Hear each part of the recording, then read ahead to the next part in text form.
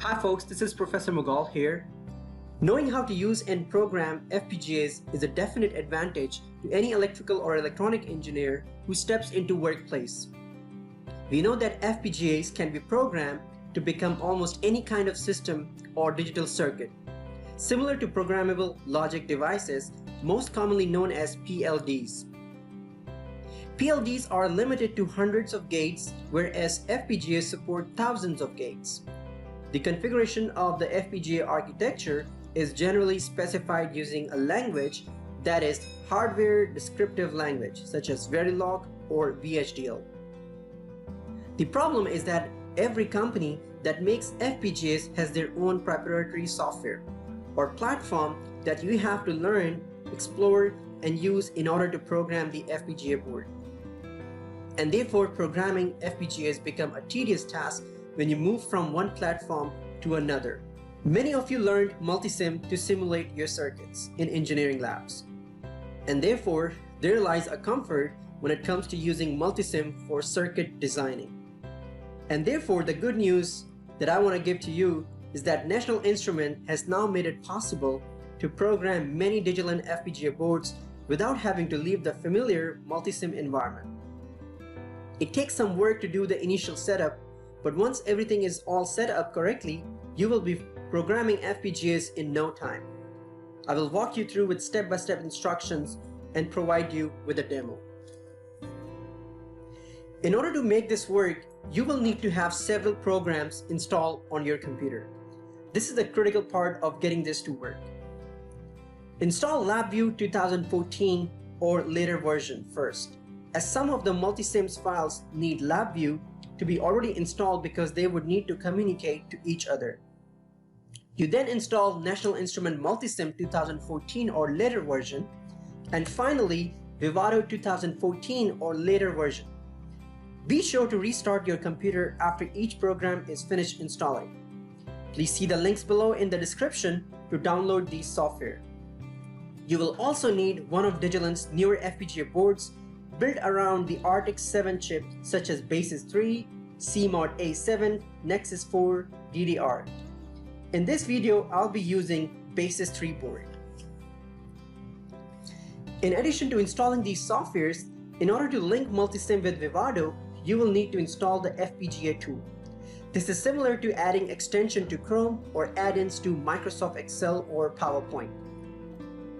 Click on National Instrument LabVIEW FPGA Vivado 2014.4 to go to the download page for the tool module as given in the description below.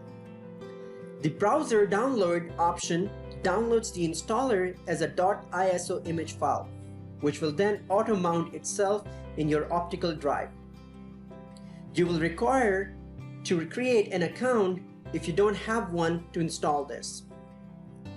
If the ISO file does not auto-mount, then double-click on it to open it from your default Downloads folder. Double-click on Setup, follow the prompts, and finish the installation process. Once the installation is complete, be sure to restart your computer. After restarting, navigate to the folder on your hard drive as shown in the graphics and run the install_digilent.exe file. This will install the Digilent Adapt on your computer. Follow the on-screen prompts to complete the installation. Now that all of the correct programs and associated files are installed, let's go to programming some logic. Now you can fast forward this if you wish, but I wanted to provide some basic theory about writing a code for FPGA to the beginners. Code for FPGA chip is written in one of the several hardware descriptive languages, with the two most common being vhdl and Verilog. Within most of these hardware descriptive languages, these are the two different schools of thoughts used to write the code for the FPGA, structural or behavioral. These two methods are not language specific, but instead conceptual methods of thinking of how to write the code.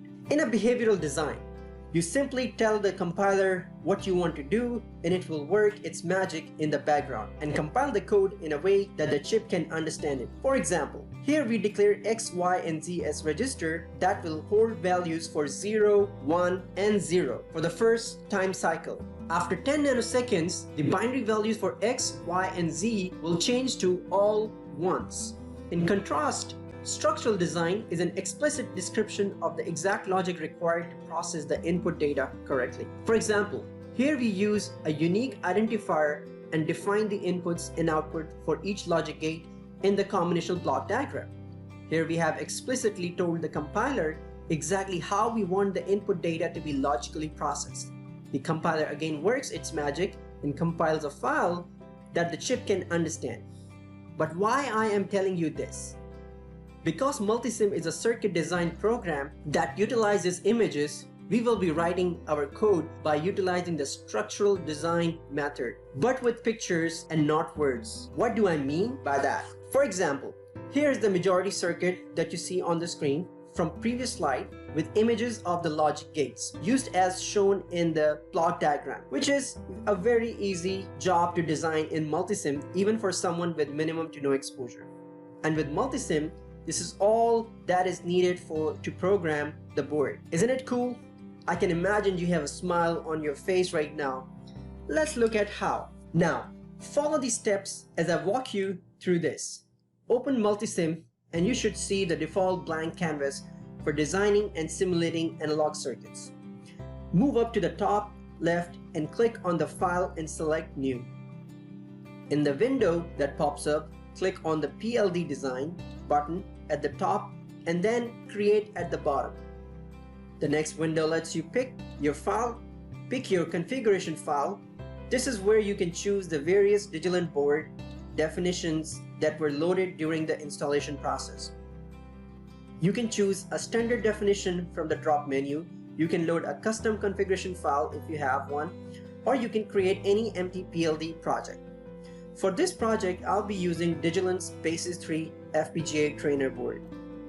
Click Next. Once you have your board selected, give your project a name in the next window.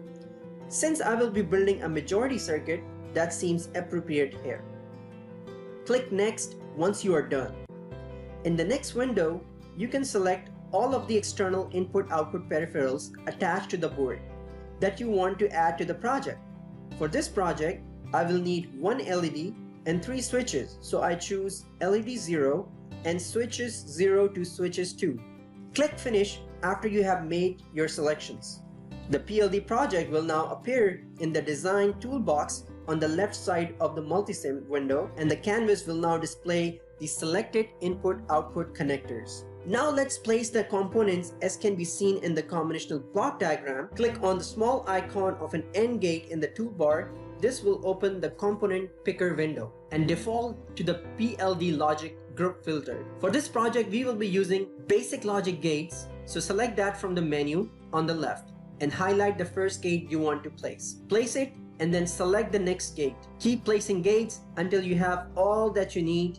We will need 3 AND gates and 1 OR gate. Connect everything like in the block diagram. The next step is to send the code to the FPGA. Make sure that your FPGA board is connected via USB and that it is turned on. Then click on Transfer in the menu bar and select Export to PLD. In the next window, you can select one of several options. Click the radio button to select Program the connected PLD.